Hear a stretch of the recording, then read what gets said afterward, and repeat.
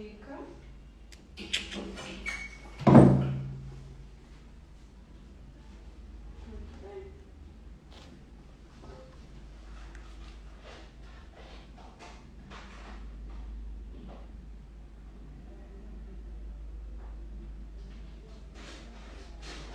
Oi pessoal, tudo bem?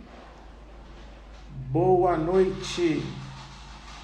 Paula, tudo bem, Paula? Como é que tá? Tudo bem. Grande Giancarlo. Tudo bem? Cadê o Pedrinho? Bota ele aí pra eu dar um oi pra ele. Tudo bem? Esperar o pessoal chegando. A luz tá ruim? Deixa eu melhorar a luz. Vocês estão me ouvindo bem? Estão conseguindo me ouvir?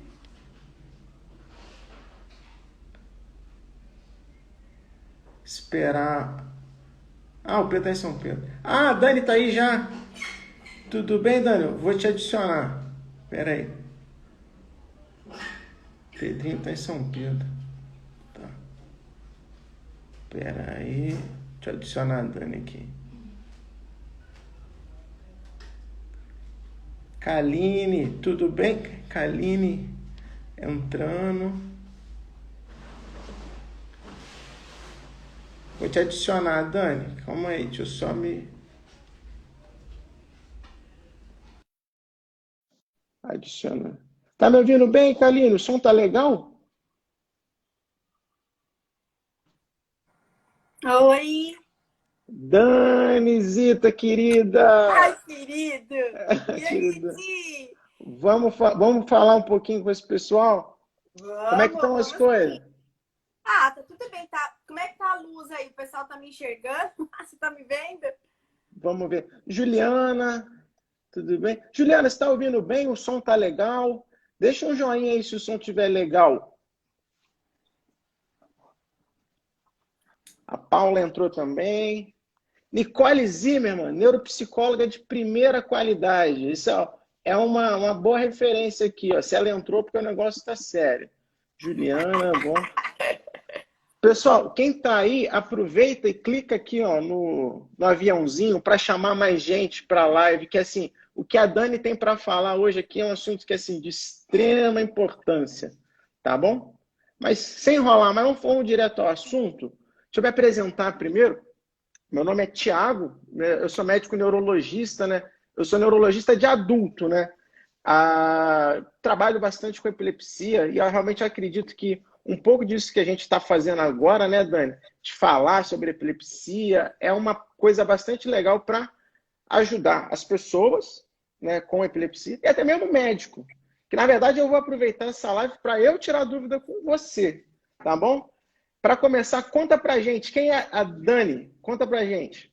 Ô, Ti. Olha, eu tô tão feliz de a gente ter dado certo de fazer essa conversa hoje, de verdade. Acho que a gente Legal, já tá nessa história. Vamos, e deu certo, ainda bem. legal. Vou tentar contar um pouquinho quem é a Dani. A Dani é pediatra, né? De formação, neurologista infantil de formação, e a Dani é epileptologista pela Liga Internacional contra a Epilepsia. E a Dani coordena um ambulatório de epilepsia infantil na Faculdade de Medicina do ABC, né? E lá a gente Legal. tem médicos residentes. Lá no ambulatório a gente faz epilepsia de difícil controle, onde a gente tem neuromodulação e dieta. E a gente tem um outro ambulatório, que é o que a gente vai conversar hoje, que é sobre transição e epilepsia, né? Legal. E essa história da transição e epilepsia, que vai ser o bate-papo da gente hoje, você falou uma coisa, eu dei uma pesquisada, eu acho que a gente é o único mesmo no Brasil que tem transição. Você tinha falado numa conversa assim, eu assisti, realmente não tem nenhum outro ambulatório de transição no Brasil, acho que é só a gente mesmo. Isso que eu ia te falar, eu não conheço, assim, acho que é um trabalho tão legal, acho que no Brasil eu não conheço. Então, assim, daí até a importância. Você também viu, não encontrou nenhum outro parecido. Não, Legal. não encontrei, não encontrei.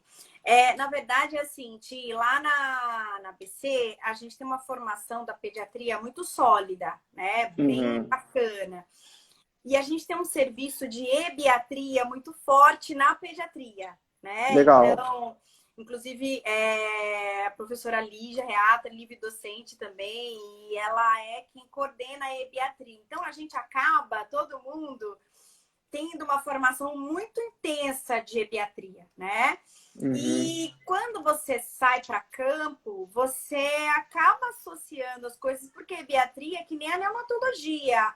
Dentro da pediatria, a neonatologia é uma especificidade que só cuida de bebês até 28 dias de vida, né? Uhum. A gente tem a pediatria que vai até os 12. E dos 12 até o cara fazer uns 19 anos, né? Ele fica no limbo, a gente fala. Não tem quem cuida dele, né? E Uhum. essa é a hora da ebiatria, que E é a aí, medicina que cuida do adolescente, né? isso que eu ia te falar, conta aí para o pessoal o que é a ebiatria. E, na verdade, eu vou até te falar, é mito ou é verdade? Existe o ebiatra, assim, brincadeira à parte, que a gente é difícil a gente encontrar. Conta para o pessoal o que é a ebiatria.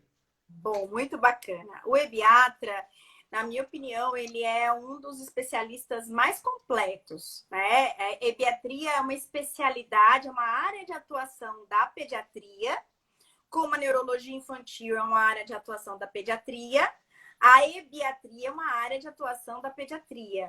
Perfeito. E é a medicina do adolescente, só que ela tem uma especificidade muito bacana, assim como a neonatologia, que nem eu falei, né? A gente respeita os aspectos do desenvolvimento do adolescente.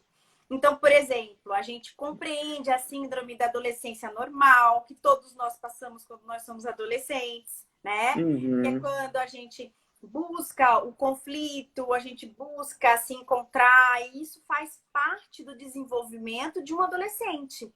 Né? O adolescente ele precisa quebrar padrões, ele não precisa fazer uma revolução na vida dele, tem alguns que fazem, mas ele Uhum. precisa quebrar padrões para ele se encontrar do ponto de vista de quem eu sou. E isso faz Perfeito. parte do desenvolvimento do adolescente, além das questões hormonais. Imagina, menstruação na menina, né? A mudança do corpo, a pubarca, que é quando começam os pelos pubianos, né? A menstruação, que a gente chama de menarca, a primeira menstruação. Aí a menina menstrua, fica um ano menstruando 4 vezes só e menstrua 2 vezes seguidas, aquele ciclo irregular, toda a questão Perfeito. da TPM que a gente fala, né? E os meninos também a mesma coisa, a voz que muda, né? O aumento testicular, tudo isso é medido e examinado durante o período da ebiatria. Né? Então, a ebiatria, ela, além das questões do desenvolvimento, do crescimento, ela também avalia aspectos mais inteiros do indivíduo como um todo, né? Uhum. Pô, mas aí eu vou até aproveitar uma coisa que eu fico. Você falou de ebiatria, você falou de um conceito interessante que é da adolescência normal. Uhum. Agora coloca um ingrediente aí interessante, que é o desenvolvimento de uma epilepsia na adolescência. Né? Como é que a gente maneja isso? Porque assim, você já falou, um adolescente normal já tem várias questões. Agora Opa! você acrescenta a isso um diagnóstico que por vezes é complexo, que demanda um acompanhamento regular, uso regular de medicações. Você fala para aquele adolescente, ó, você tem que dormir cedo, tem que acordar na hora, não pode beber bebida alcoólica, entendeu? Como é que você encaixa? Isso é uma questão prática, mas como é que você leva isso para a vida prática? Traz isso para a vida prática, essas recomendações nesse período que é extremamente difícil. Entendeu? Como é que você faz? Dá uma dica pra gente, pra mim. É assim, a primeira coisa que a gente faz foi muito engraçado. Essa semana mesmo a gente até conversou entre a gente por mensagem, que quando a gente começou a falar, que a gente ia Aham. conversar sobre isso, algumas mães falaram assim, eu não deixo minha neuropediatra de jeito nenhum, né? É Várias verdade. mães minhas de crianças pequenas, "Ah, nem vem que a gente não vai deixar você." Foi Pois assim, é. foi bem interessante. E isso é muito legal, porque quando a gente se propõe a tratar na pediatria, a gente trata a criança e a família junto, principalmente a mãe. O papel do pediatra é muito maior do com a mãe do que até mesmo com a criança em termos de conversar. A decisão compartilhada é feita pela mãe, pela família, porque a criança não tem ainda cognitivo para isso, né? E o que a gente acontece? A gente acaba lidando muito com a mãe. Quando as crianças completam 12 anos, a gente tem um processo a transição, ela não pode ser uma transferência. Eu não posso Perfeito. chegar com o meu paciente com 18 anos, fazer uma carta e falar, Tiago, ó, paciente com epilepsia assim, assim, tomar remédio assim, assim, toma, agora é o presente, né? Não. É um processo. E daí, com esse processo, os estudos todos mostram que é aonde eu consigo construir uma relação de segurança, mas tem que existir uma parceria entre o neurologista infantil e o neuroadulto. Eu Perfeito. tenho o meu neuroadulto, que é o Rudá, que trabalha comigo já há muitos anos. O Rudá foi meu interno, uma pessoa super querida, de confiança, que trabalha comigo no ABC. E a gente atua no mesmo lugar, então isso facilita pra gente, né? Mas eu preciso dele, porque a pegada do neuroadulto é diferente do Exato. neuroinfantil, completamente diferente. Exato. Eu tenho visto umas coisas bem legais, assim, inclusive de alguns colegas falando: olha, você tem que tomar a medicação, muito legal. Se você não tomar, você vai ter crise. Isso você falar para um adulto, ok. Mas quando você está falando para um adolescente, isso não entra. Isso entra como uma maneira de você me desafiar. E se isso for um padrão, eu não vou curtir. Eu posso não tomar a medicação. Acho que até teve uma mãezinha que falou alguma coisa aí da dificuldade de tomar remédio e tal. Aham. Você precisa empoderar esse adolescente. Eu gosto dessa palavra, tem gente que não gosta, viu, Thiago? Aham, aham, eu Tem gente sei. que odeia essa palavra. A minha mulher, a Érica, falou a mesma coisa. Ah, cuidado com essa palavra, tem gente que não gosta. Mas eu gosto que ela É... tem Ah, significado. eu adoro, eu adoro. Eu acho o máximo. Mas tudo bem, tem gente que não gosta. E Ah, aí, o que que acontece? Você tem que explicar para ele, né? E aí, assim, e também tem que explicar para essa mãe que você tem que ensinar. É como se você ensina a andar. Eu falo para elas, é a mesma coisa de tirar fralda, que é a coisa mais difícil que tirar fralda de criança, né? Capenga, você tira a fralda, ele faz um monte, mesmo você levando de meia hora no banheiro, ele escapa vários xixis até ele aprender, e depois que ele aprende, às vezes ainda escapa, até ficar totalmente o controle corporal. uhum, E é isso que tem que ser manejado. Você tem que dar responsabilidade para o adolescente supervisionada.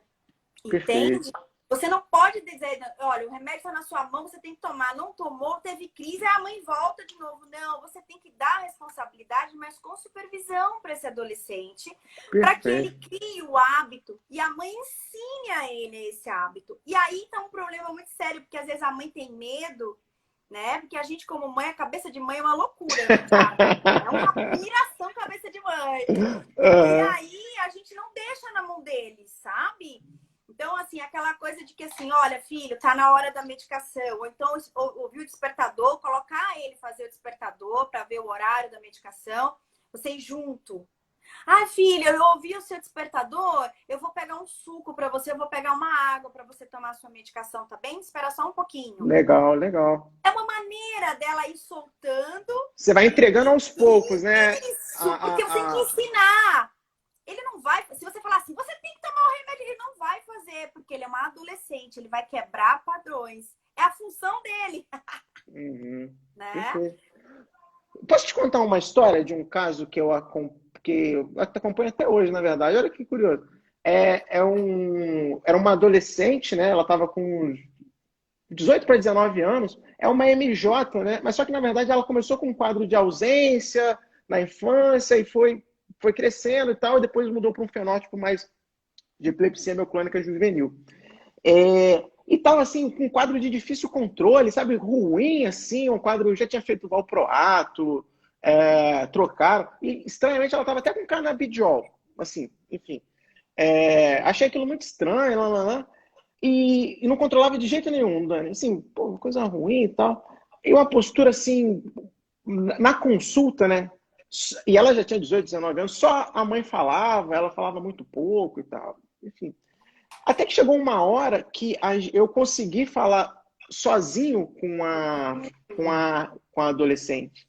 E assim, e aí foi revelador. Assim, foi revelador. E aí é até uma coisa que eu crio como rotina agora é de falar sozinho com o adolescente. Porque ela me falou que ela não estava usando o remédio. A mãe dava o remédio para. E o cenário era o seguinte: com 18 e 19 anos, a mãe dormia com o adolescente do lado, até hoje, 18, 19, por causa dessa dificuldade toda e não sei o quê. E ela tomava, a mãe dava o remédio na boca dela, assim, ó, toma isso aqui, e ela não tomava. Ela não Entendeu? engolia. Não engolia, entendeu? Ela não engolia. E por Então, quê? um pouco de conflito familiar, uma dinâmica familiar um pouco difícil, questões que a gente tentou, que eu tentei abordar ali, mas acho que é um pouco do que você foi tentando um pouco, talvez, confrontar, né? Um pouco disso. Mas isso também é importante, porque assim, acho que mostra que também ele tem que ter um espaço com o médico. Principalmente esse cara de 18, 19 anos, que ele já tá... Tem outras demandas e tal. Hoje ela tá até bem controlada, tá tomando 2 remédios, mas assim, tá super bem. Que Mas bom. assim, precisei falar com ela, ó, para você ter essa independência, você precisa seguir, tomar o remédio, enfim, ela tá seguindo até bem. Mas Que acho que bom. chama atenção um pouco para isso, de na consulta, né, você ter um espaço para o adolescente falar. E eu não sei como é que você funciona na sua prática lá, porque acho que você atende talvez mais criança, né? Quem fala? A mãe ou o adolescente?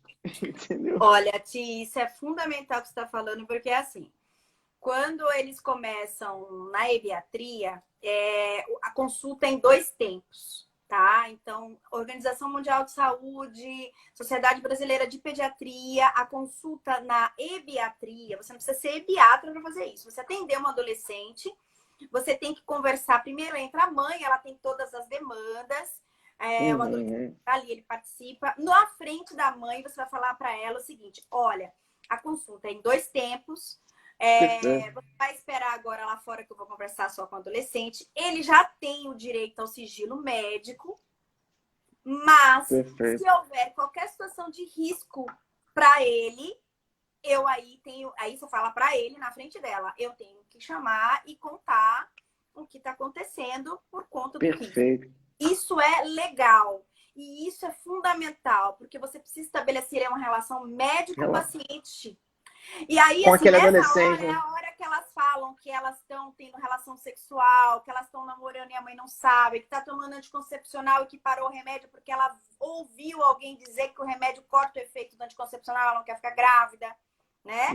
Ela vai pra balada e ela vai tomar uma cerveja, vai beber alguma coisa, e naquele dia ela não toma o remédio porque ela acha que se tomar o remédio vai piorar. Então, são muitas coisas que quando você conversa, explica, né? Olha, você empodera, né? Você faz a munição desse adolescente com as informações corretas, você faz com que ele tenha a decisão. Mais uma decisão baseada em evidências. Porque se só assim, na adolescência, assim, tudo que a mãe fala entra por aqui, nem entra. Mas assim... Legal. Isso é importante. Assim, porque até para as mães, tem muitas mães aqui que ouvem a gente, né? Assim, elas entenderem que isso é normal, né? Ter esse tempo sozinho com o adolescente, a gente não está escondendo nada, mas precisa criar essa relação de confiança com o adolescente. E, por exemplo, eu acredito hoje que muito dessa melhora dessa paciente específica é porque agora ela toma o remédio. Mais do que qualquer milagre que eu tenha feito, mas que agora ela confiou em mim e agora ela toma o remédio, entendeu? Acho que isso é importante. Puxar Hoje eu uma atendi... pergunta. Tem uma pergunta que até foi bom você ter falado, de um menininho que acha que tem 14 anos, a mãe falou. Isso. Toma Isso, Depakote. né? Isso, tá na E fase mudança no do corpo. e a questão do sono, é uma briga. É a Paula. A Paula, vou te Paula. contar uma coisa. Divide a responsabilidade com ele, sabe? Você é a adulta da relação. Então, se você falar, filho, vai dormir porque tá muito tarde, né? Ele não vai dormir. Ele não vai dormir porque ele quer quebrar padrão. A adolescência até os 17 anos é assim. Depois vem uma fase melhor que é a resiliência, quando ele volta para o padrão familiar. Mas essa idade é a idade de quebrar padrão, de se associar, assim, viver em bando com outros adolescentes, faz parte do comportamento da ebiatria. Então, ao invés de você ir para cima deles, fala assim, filho, ó, é o seguinte...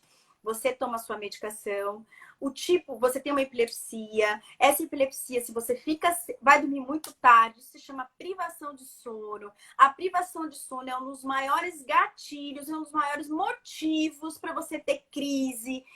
Vamos se ajudar? Eu vou te ajudar e você precisa me ajudar também. Aí entra uma parceria, sabe, Paula? Porque senão não vai dar bom. Ele vai continuar não obedecendo, porque que é o normal, entre aspas, sabe? Ele peitar a família, ele tá na idade de fazer isso.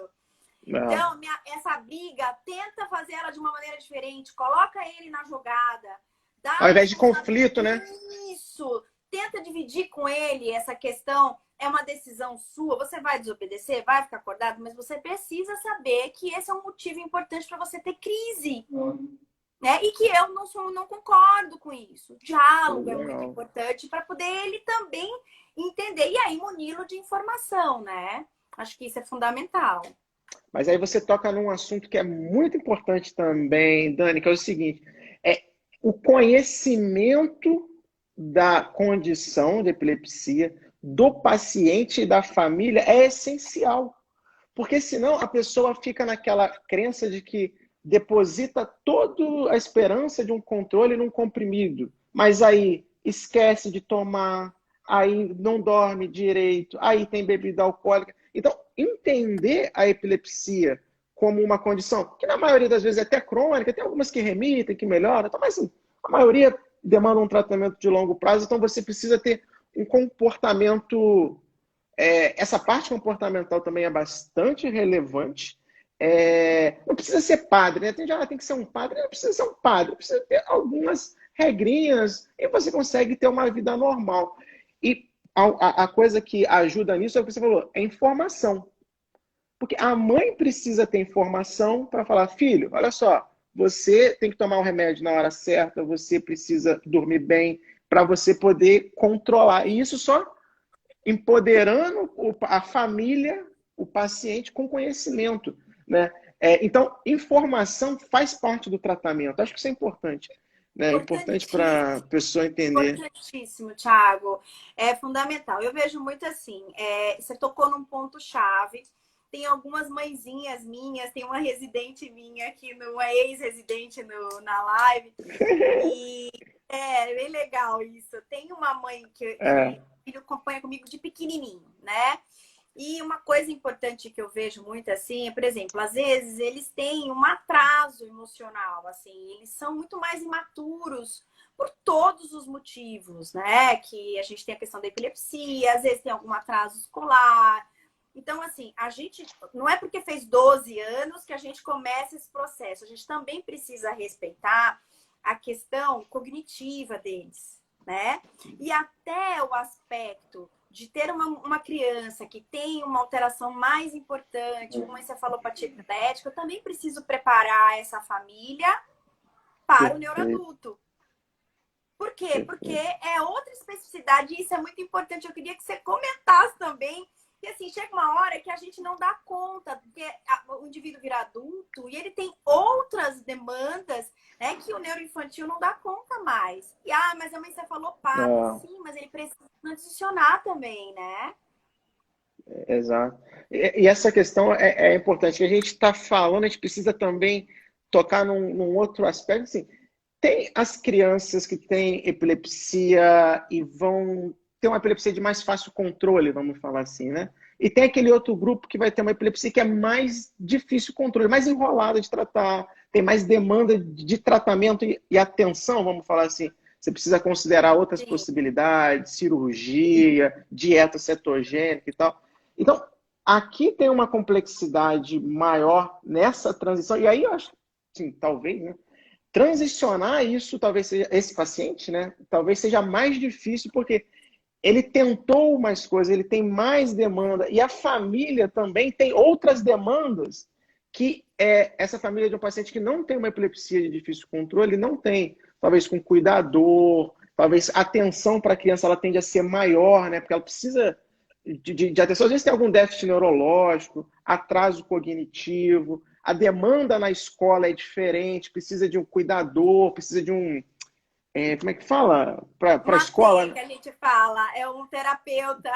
Terapeuta, isso, para ajudar no desenvolvimento. Então, você trazer isso para a idade adulta também é complexo, né? É difícil você também trazer isso, junto com todas as mudanças hormonais, mudanças todas de um adulto mesmo. E até eu tinha até separado, eu fiz uma colinha aqui para fazer pergunta para você. Isso aqui é tudo que eu tenho para você, ó. Ah, Meu Deus! eu ia te fazer essa pergunta. Eu tenho uma opinião sobre essa transição de um paciente mais complicado, né? Mais grave do ponto de vista da epilepsia, né? Se é mais difícil transicionar esse paciente, na sua opinião, como no seu ambulatório, do que um paciente com epilepsia com controle mais fácil. Se tem alguma diferença?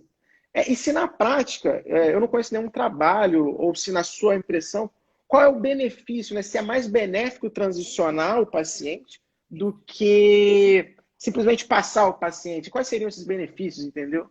Isso é muito importante, assim. A transferência, né, ela é extremamente maléfica. E é o que se faz. Se faz uma É, carta para o neuroadulto contando o que o paciente tem e top. Isso é uma quebra de vínculo com a família, é uma quebra de vínculo com o paciente. Existem estudos que mostram que e assim, o neuroadulto, como a gente conversou, tem uma outra pegada, a gente até comentou, porque ele está acostumado com um adulto. Né? Então, esse processo tem que ser uma transição e tem que ser feito de maneira gradual.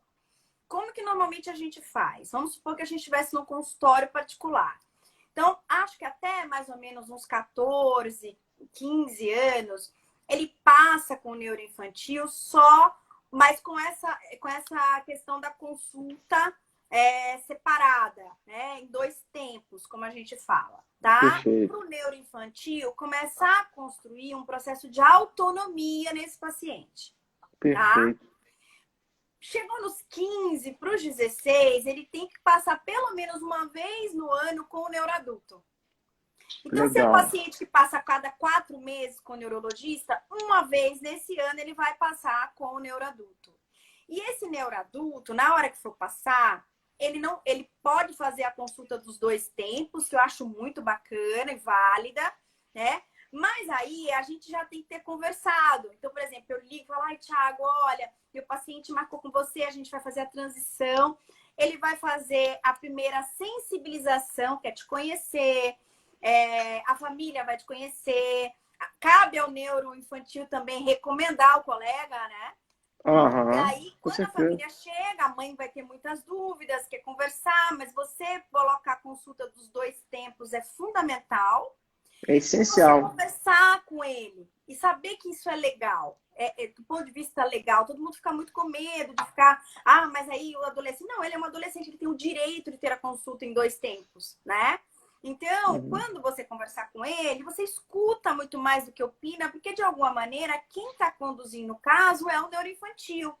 Então, naquele Entendi. momento, é muito mais uma questão de você fazer empatia, de você criar vínculo, né? E Vínculo, até né? o cara fazer 18, pelo menos uma vez no ano ele tem que bater um papo com ele. Cara, você pode conversar. E assim, como você, adulto, tem uma outra pegada, que você tem dúvida das suas coisas, esclarecer, munir de informação. Cara, você quer dirigir, então, você sabe como é dirigir com Legal. 18 anos, uma pessoa que Uhum. faz adolescente, que é adolescente, que tem uma epilepsia. Então, você tem que ir munindo ele de informações que são importantes e relevantes para a vida dele. Para o adolescente, é tudo muito imediato. Mas quando você mostra para ele uma coisa a médio, a longo prazo, e com 16 anos, 18 não está tão longe assim, né? É. Então, Quer acho que é tirar a carteira de legal você. motorista? Isso mesmo. Então, eu acho que é muito importante isso. E a família entender, desde o neuroinfantil, dessa coisa dos 2 tempos. Vai chegar uma hora que a mãe não entra mais na consulta. Aham. Que a consulta é do paciente, né? Exatamente. E se ele tem 18 anos, legalmente falando, a consulta é dele. Então, Uhum. é a hora da transição. Para isso, tem que trabalhar essa mãe. Porque se você não trabalha essa mãe, nada dá Mães, prestem certo. atenção, mães. Eu sou mãe, eu entendo profundamente. Todas as minhas mães que vão lá fazer transição, eu converso, explico. E falo sempre assim, olha, o que a gente quer para o filho da gente, né? Que o filho da gente cresça, que ele vai ter uma vida, que, sei lá, trabalhar, ele quer estudar, ele vai estudar, ele quer casar, ele quer viver, ele vai viver, né? Do jeito que ele acha melhor, Mas, ao mesmo tempo, ele tem uma patologia que ele tem que tomar medicação e ele vai continuar, que nem quem tem pressão alta, quem tem diabetes, Exato. né? A Dani já mandou, começou a sofrer agora. Calma, Dani. A Dani é a mãezinha que eu tô falando. Calma, Dani, aí, tá vendo? Elas começam a sofrer. Calma. Mas sabe o que acontece, Ti? Elas vivem para essas crianças, entende? É como se fosse um trauma muito grande para elas, por isso que precisa trabalhá-las, né? Você tem um bebê idealizado, você tem uma criança idealizada, de repente você tem uma criança com epilepsia, que você não dorme, que você tem medo de cair, ou que já se machucou por conta das crises. Então, você acreditar que aquele processo vai dar certo, você precisa de uma rede de suporte. Precisa do neuroinfantil, do neuroadulto, às vezes de uma psicóloga junto, porque o processo da transição é um psicoeducacional. É um Perfeito. psicoeducacional. É isso Perfeito. a transição, entende? Perfeito. Quebrar um pouco a idealização e informar a família, né? Empoderar a família aí de novo. Acho que isso é Exatamente. bem legal. Muito Deixa eu, legal mesmo. deixa eu só falar, pessoal, quem está curtindo aí, dá um joinha aqui pra gente aqui ver. Clica aqui no coraçãozinho, bota um joinha aí pra gente ver que é muita informação legal. Isso é muito legal. E, na verdade, eu aprendendo cada vez mais com você, Dani. Eu sempre assisti suas aulas, né? Enfim, então é sempre aprendendo. Você Deixa eu também. puxar uma perguntinha aqui da Ana, aqui, ó. Muito complicado esse período da adolescência, né? Com paciente super negligente, né? Tive muitos problemas. É um pouco da fase, né, Dani, que você estava falando, né? Negligência do Isso adolescente, né? aí, Ana. Não se sinta culpada por isso, porque isso faz parte. E assim, não sei quantos anos você tem, mas assim, eu tenho 43 anos e quando eu era adolescente, a minha mãe não tinha o diálogo, assim, ainda mais eu baiana, tal, aquela coisa bem, aquela família bem rigorosa. Então, assim, dependendo da sua idade, a culpa não está em você, a culpa está em toda a situação da sociedade. Hoje, você vê, se eu falasse para minha mãe que eu não ia dormir, eu acho que eu estava morta. Eu estava morta, enterrada. Se eu falasse, mãe, eu não vou dormir. Nossa! Mas o que eu vejo hoje, isso é bom, né? Que os adolescentes, eles já falam, mãe, eu não vou dormir. O meu tem 12, nem a adolescente propriamente dele já fala, mãe, eu não vou dormir agora. É sexta-feira, amanhã eu não tenho aula, os meus amigos estão jogando, a gente está falando no WhatsApp, eu não vou dormir. Então, eu aí falo para ele, tudo bem, se não é todo dia, uma vez, ok, né? Mas você não pode dormir muito tarde, você não pode ficar até de madrugada, porque você está se desenvolvendo, isso não faz bem para você, para o seu organismo. Então, eu vou munindo ele de informação para que ele concorde com coisas reais, não porque eu não quero. Eu tenho que explicar Exato. para ele, né? Você não deixa de botar o limite de qualquer forma, né? Você só coloca, digamos, ensinando, informando ele por que você... Não é uma coisa querelante. Ah, eu quero porque eu quero, né?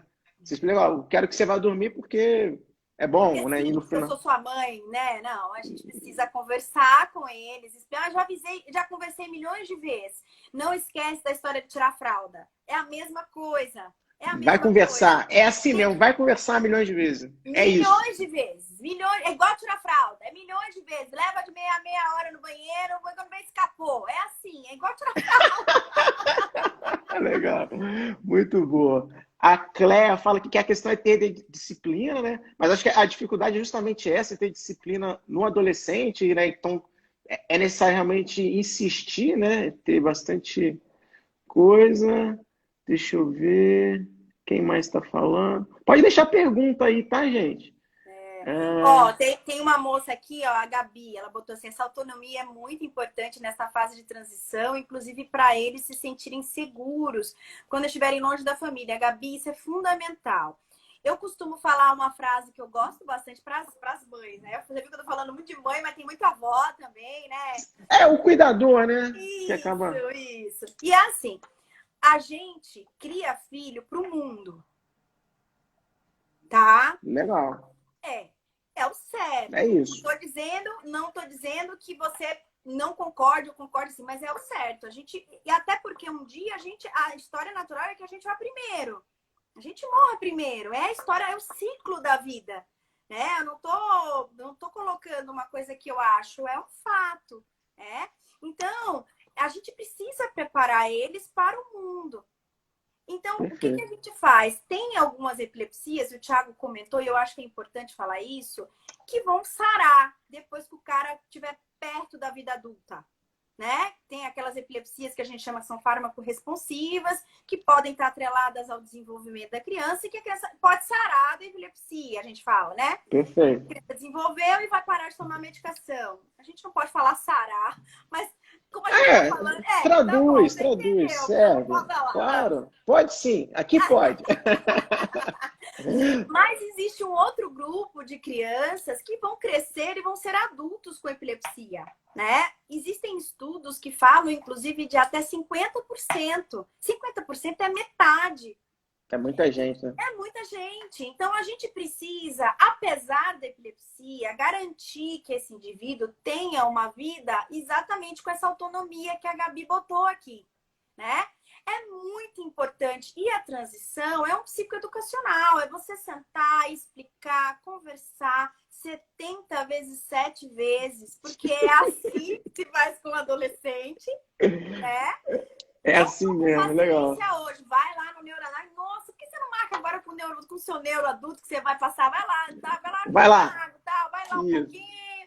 Porque a gente também, a mãe, o avó, todo mundo fica. Mas a confiança tem que vir e isso precisa ser construído. Eu acho que a grande mensagem hoje é dar trabalho, que nem tirar fralda, eu brinco.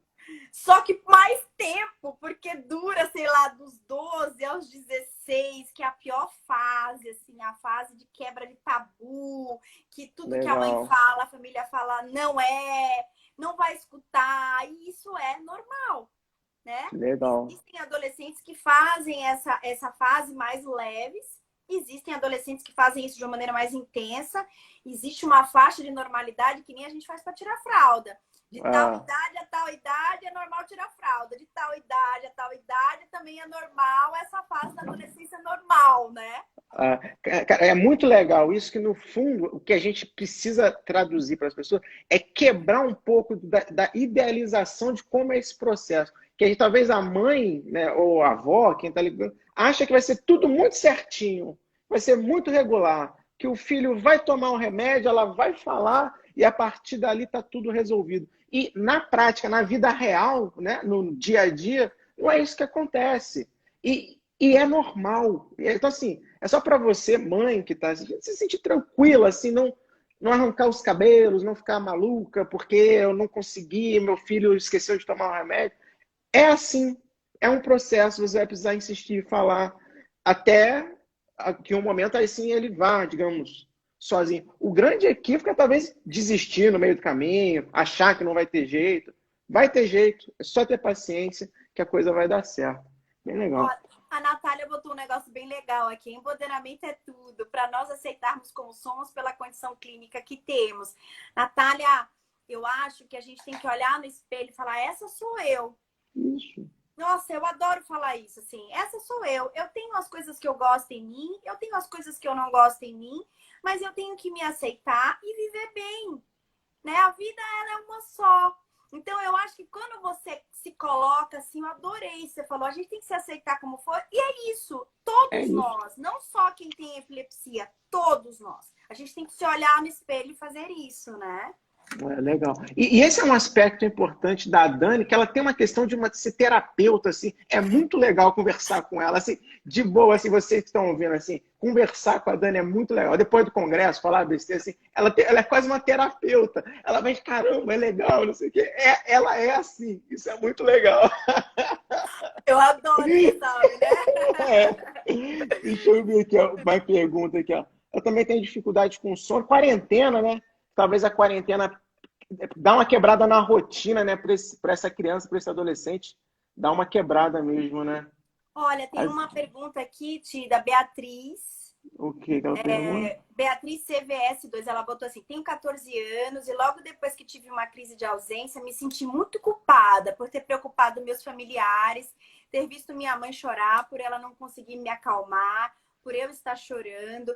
Olha, Beatriz, isso que você está falando é muito importante, sabe? A culpa, ela é um sentimento que não deve ser carregado por ninguém. Ninguém. E principalmente por quem tem epilepsia, sabe? Ninguém tem epilepsia para machucar ninguém ou para se machucar. Não, Beatriz, você Ah, tem 14 anos, está na flor da sua idade, né, Thiago? ah, Assim, no choque, né? A gente como mãe, a gente fica realmente... As mães normalmente falam assim, nossa, eu queria tanto que aquela crise fosse em mim. Eu queria tanto é, eu ter tido aquilo, né? Porque a gente como é mãe, a gente não consegue lidar muito bem com isso. E eu super entendo e concordo e apoio isso, mas a gente também precisa transmutar esses sentimentos, né? E eu acho que a culpa não pode ficar, Beatriz. Você é. está na flor da sua idade. Se a epilepsia, se a sua epilepsia for uma epilepsia fármaco-responsiva, você vai tomar sua medicação, você vai ficar Vai bem. ficar bem, né? Se você tiver que viver a vida adulta tomando a medicação e ficando bem, ok. Tem gente que tem pressão alta, que tem diabetes, que toma remédio todo dia e vive E bem. vambora, vambora. Estuda, trabalha, né, Thiago? É esse o objetivo. Assim, quando eu tô sento um paciente com epilepsia, está na minha frente, e falo, o que que eu, não é se ele vai controlar a epilepsia, eu penso assim, o que que eu faço para ele ter uma vida normal? Isso aí. Controlar a epilepsia faz parte, né? Mas assim, no geral, para ele dirigir, para ele casar, ter filho, engravidar, brigar, ter problema, se estressar com a vida, como qualquer pessoa. Essa que é a pergunta que no fundo eu faço. E ela fala uma coisa de sentimento que é bastante comum, né, Dani? Que assim, sentimento que paciente com epilepsia sempre traz para mim são dois: culpa e negação. Assim, de não aceitar, de não entender e se sentir culpado ser uma pressão para a família, enfim, diversas questões que isso precisa ser trabalhado. Precisa, de alguma forma, ressignificar esses valores, assim, para você poder ter uma vida normal, né? Para você ter uma vida próxima do normal. E, às vezes, não dá para fazer isso sozinho, você precisa de ajuda. Você precisa entender isso como uma verdade, assim. Às vezes você precisa da ajuda do seu médico, às vezes você precisa de ajuda de um bom psicólogo, entendeu? E às vezes quando você fala psicólogo, eu não sou maluco, eu não sei o quê. E é assim mesmo, é normal precisar de psicólogo para encarar esses desafios, essas dificuldades, e é comum, tá, em epilepsia a gente encaminhar, e isso é super normal e ajuda muito. Muito mesmo. Beatriz, não se sinta culpada, minha querida.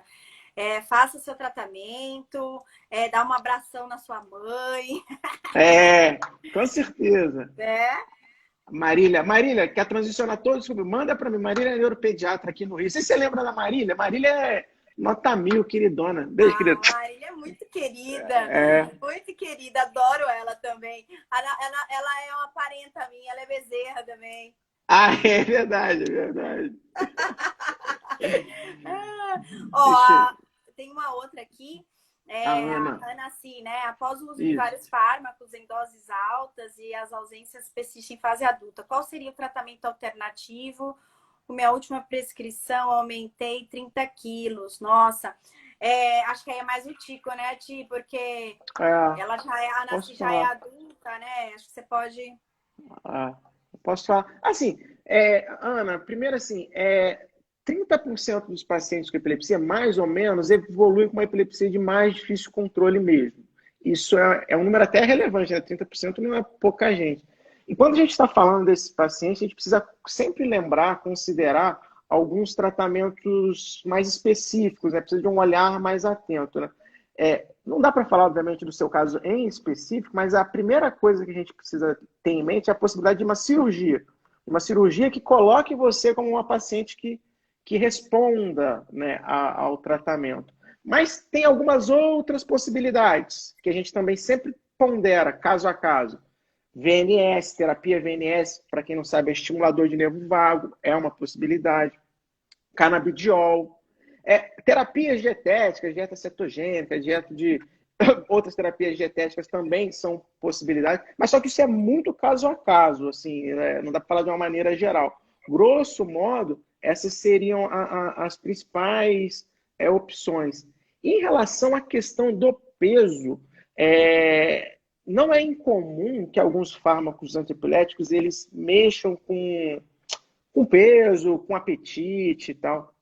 Então, sempre quando a gente prescreve um fármaco, a gente tem que chamar um pouco a atenção para esses efeitos colaterais e até estimular o paciente a fazer escolhas alimentares melhores, já sabendo que o fármaco tem uma tendência de engordar, fazendo mais atividade física, entendeu? São coisas que ajudam a atenuar, porque muitas das vezes, aquele remédio que talvez te engordou um pouquinho, ele pode ser muito importante para o seu tratamento, entendeu? Então, às vezes, a gente precisa, às vezes, mais equilibrar do outro lado do que, às vezes, tirar o remédio.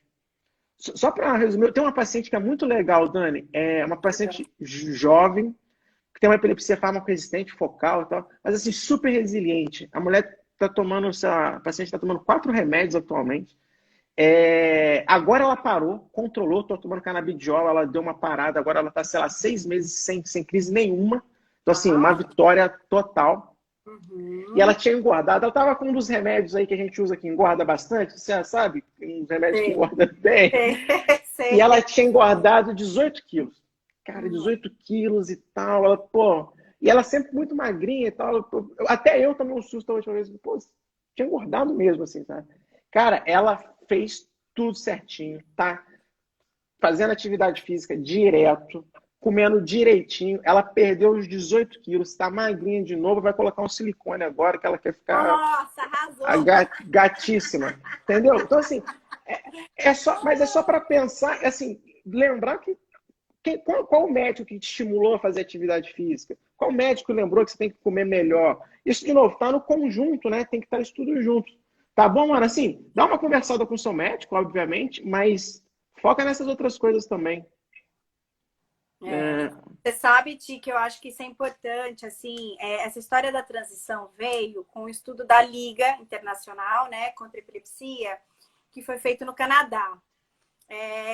Tem uma brasileira que trabalha em Toronto, que é a Daniele, não sei se você conhece ela. A especificidade dela é genética, né? Ela faz muito neurogenética, mas ela foi chamada para participar de uma força-tarefa, né? De uma task force para transição.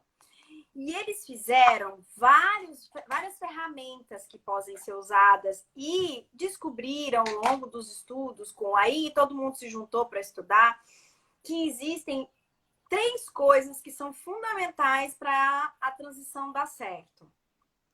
Primeiro, essa questão psicoeducacional, ela precisa ser planejada. Então, o planejamento, e isso é uma dificuldade que a gente tem no Brasil. O brasileiro, ele não tem um perfil de se planejar, né? Então, se a gente consegue inserir o planejamento, né, na vida dessas pessoas, tudo dá bom. Por quê? Perfeito. Esse paciente e essa família precisam aprender a ver quando o remédio está acabando, para pegar mais receita. Ele precisa saber aonde é o consultório do médico, como ele faz para pegar a receita. E aí, à medida que ele vai passando as etapas, você vai soltando ele mais um pouco, para ele se responsabilizar, lógico, sob supervisão, para pegar a medicação, para fazer os exames que precisam ser feitos, para anotar diário de crise, se tiver crise, né, qualquer mal-estar. E o interessante é que lá fora, e eu acho que isso é um sonho que eu tenho aqui, eu acho que a sociedade está mudando um pouco. Tudo é decisão compartilhada. Sim. Mas para ser decisão compartilhada, o paciente precisa, a família precisa saber quais são os prós e os contras de entender isso. A gente sabe que a maioria das vezes é muito corrida a vida da gente. A gente, como médico, às vezes tem um monte de paciente para atender, um monte de receita para fazer. A gente, às vezes, não entra um pouco nesse mérito do porquê que eu estou escolhendo essa medicação. Olha, você poderia, sei lá, se tem uma crise focal, você teria a opção de tomar carbamazepina, oxcarbazepina e lacosamida. Um tem um preço muito alto, o outro é uma medicação que dá no posto, o outro tem menos efeitos colaterais, assim. Propor para o paciente quais seriam as gamas, né, de variabilidades, para o paciente também ajudar isso, a escolha da medicação. Claro que quando pode, né, Tiago? Porque quando é refratário, não tem muita opção. Eu estou falando no paciente que pode...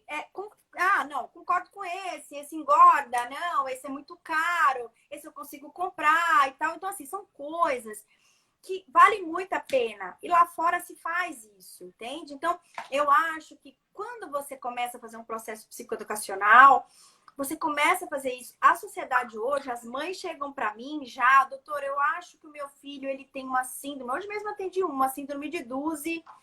Ele tem um Nossa, exame assim, o que a nossa, senhora acha? Assim, porque leu, muito porque se informou. específico, né? Mas Uhum. não era, você vai explicando. Mas assim, as Sim, sim, sim. pessoas, eu tô tentando mostrar que as pessoas têm uma ansiedade por mais informações.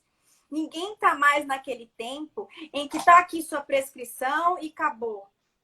Aquela postura muito paternalista, né, do médico, né? É isso aqui, pronto, né? Eu acho que, na verdade, muito disso é que hoje a informação ela está muito mais acessível para todo mundo. Assim, quando que no passado você botava na internet, no Google, você já tem uma informação. Você entra no Instagram, tem o doutor Epilepsia falando de epilepsia, tem o meu Instagram falando de epilepsia, tem uma live de 1 hora conversando sobre epilepsia, entendeu? Então, assim, a informação ela está muito mais fácil. Então, obviamente que isso não substitui a consulta, óbvio que isso Claro, não é a consulta claro. médica, mas é a informação do paciente. É uma fonte de informação. E isso traz um desafio até para a gente, como você falou, como médico, né? Que é, na verdade, traduzir um pouco o que o paciente está trazendo, corrigir, né, um pouco o que ele está trazendo, mas é um pouco assim, a gente vai ser um pouco desafiado também, né? Assim, ó, é um DUSE. Assim, porque o DUSE é um diagnóstico muito específico, assim, né? A pessoa deu uma pesquisada, né? Não tava de bobeira, né? Não, Então, não assim, a gente tava vai de ser bobeira. desafiado. E a gente vai precisar se acostumar com isso também, entendeu? E eu acho isso muito importante, porque aí vem a relevância da informação, sabe? Isso é uma coisa que me preocupa. Eu falo muito para as mães, assim, gente, cuidado com o Google, porque o Google, se você paga, fica na primeira página, e eu posso escrever qualquer Sim, bobeira, e tá lá na primeira página, você vai sim. acreditar em mim, no que eu escrevi. Então, saber aonde pesquisar. Então, hoje, de verdade, eu acho que o Instagram é uma das melhores fontes de informação que tem o Instagram. O Face Sim. menos, mas o Instagram mais. Então, assim, acho por isso que é importante essas informações, essas lives, essas conversas, porque senão passa batido, né? Com certeza, E é um com perigo. certeza. Informação, conteúdo de valor, cara, isso é o que muda a vida das pessoas, é o que muda a vida dessa mãe, que muda a vida desse paciente. Acho que é basicamente isso.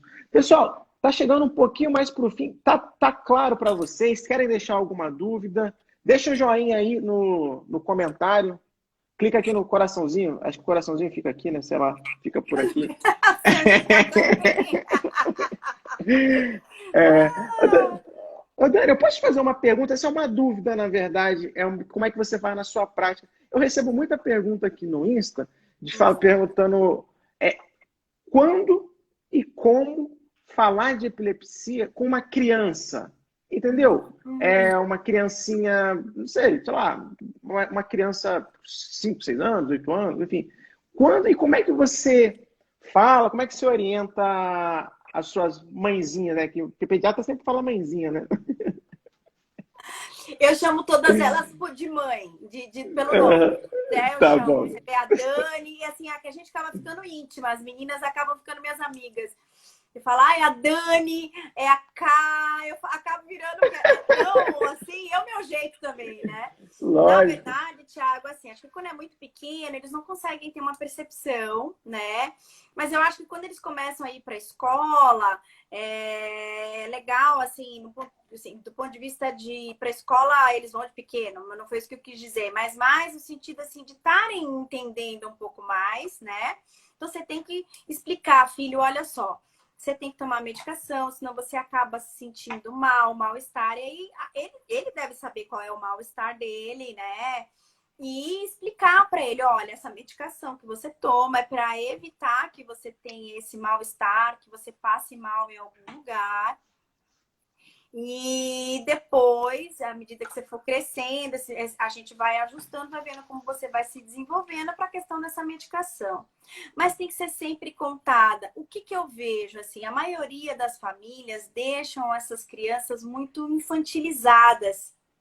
Por Uhum. medo, o Cris falou, dorme na cama com a mãe com 18 anos, porque a mãe tem medo Pois dela é, passar mal à noite. Não estou julgando de maneira nenhuma, de longe de me julgar uma mãe. Mas é importante saber julga que isso ninguém. é o dia a dia de uma mãe e de um filho que tem epilepsia. Então, a gente precisa dar esse suporte para essa mãe e essa criança precisa crescer entendendo esse processo. Teve uma mãezinha que me perguntou aqui se poderia falar sobre natação. Acho que é Belinha, acho que é o nome dela. Não sei se você A viu essa. Belinha. Tá Isso. aqui. Uhum. Então, Belinha, assim, natação para as crianças, se a criança está controlada, é que nem dirigir. Pode, né?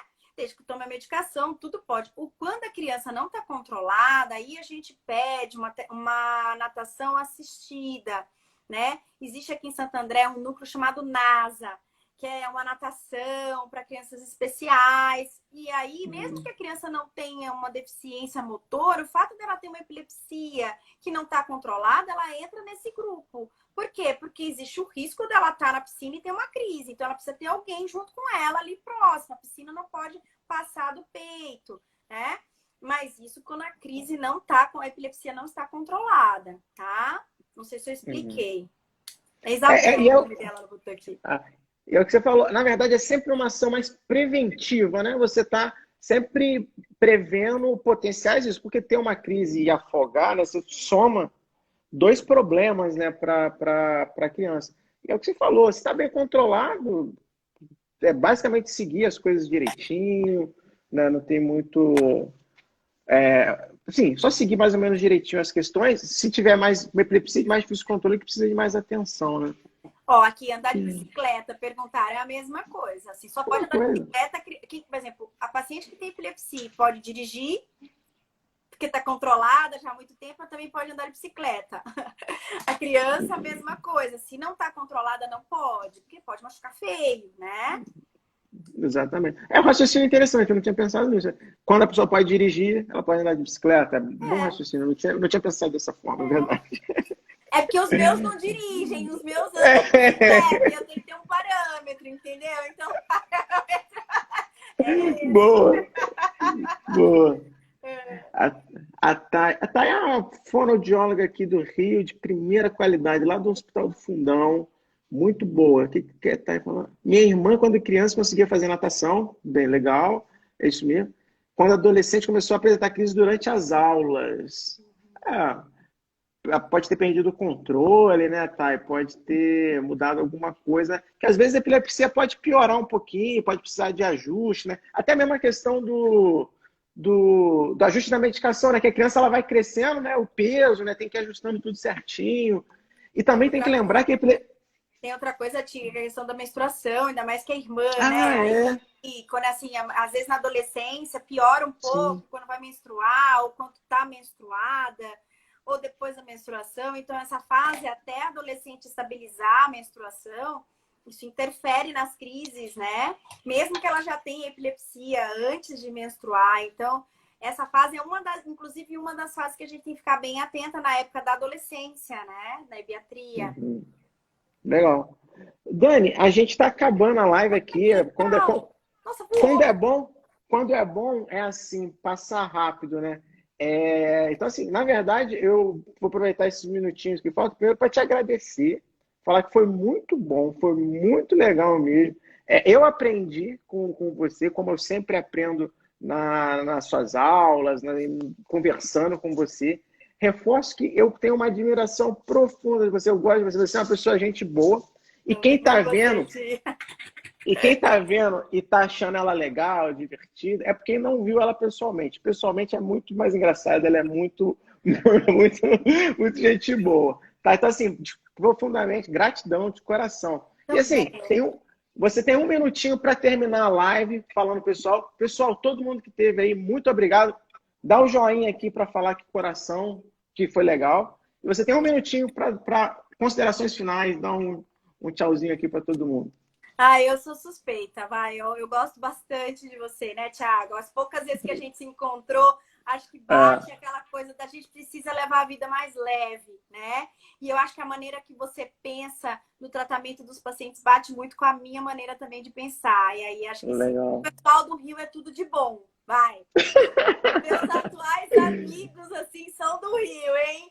A Legal. Bela e tal. Então, assim, eu acho que nesse ponto é uma gratidão enorme de eu estar aqui. Estou muito feliz de ter conseguido participar e ter dado certo. Que bom. E é muito importante mesmo esse tema que a gente está conversando. É a primeira vez que eu falo disso nas redes sociais. Vou ver se eu consigo Ai, que legal. gravar. Vamos tentar fazer mais vezes, né? 5 segundos. E é isso. Beijo. Tchau, gente.